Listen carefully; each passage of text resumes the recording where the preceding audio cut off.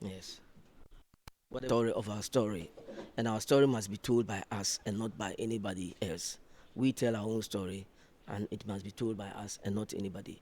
And so, if we have been able to preserve these things, and we are telling the story, it makes the stories, I mean, very authentic. It makes it veritable, so that people would come, and whoever comes here, I mean, nobody comes here and goes without feeling, you know, they feel encouraged, they feel so proud that yes, my people, our African people have been able to preserve these things way back in centuries to date, which is helping the current generation. Mm.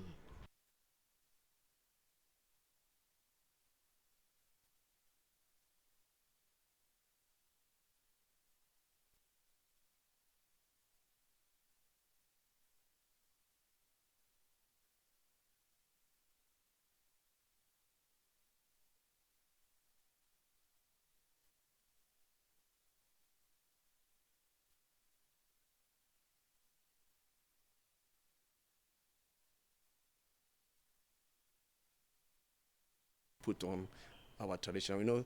Culture is a way of life. A nation that forgets its culture ceases to be a nation because it is the culture that defines who you are. The way we talk, the way we marry, the way we farm, and everything. So we talk about the way we put on our cloth and everything. Our dances, they are all part of our culture. So we tell people about all these things. That's Major Palace Museum. So we invite people to come here from all walks of life come here to learn more about the history and culture of Asante people. So the Okomfonacho Source site is the birthplace of Asante Kingdom.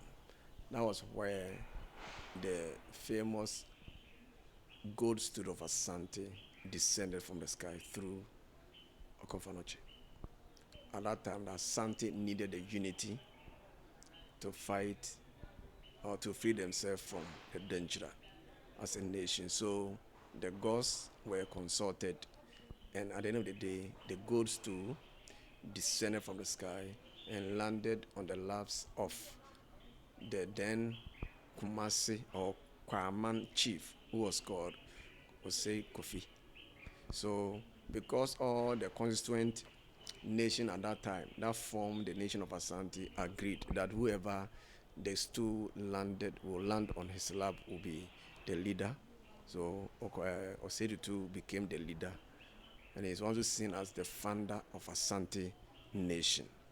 So that place, so the sword and the gold stool is a symbol of unity, and the sword represent um, the unity that took place. But the sword is there to remind every Asante person, every Asante, of the unity that took place those times. Because if the gold stool had been put there, you know what would have happened to it. But the sword, he places there to physically remind the people of Asante that once upon a time we came together to form a nation. So there's no way you can, destroy that unity. And Okonfanachi also made a prophecy on that sword, that sword or that place will be a healing place for millions of people. The prophecy, it was 1695 that the prophecy was made. So it wasn't surprising to the Sunday people when uh, G and Walker, the company that constructed the Confederate Teaching Hospital, the government contracted them to build uh, a teaching hospital.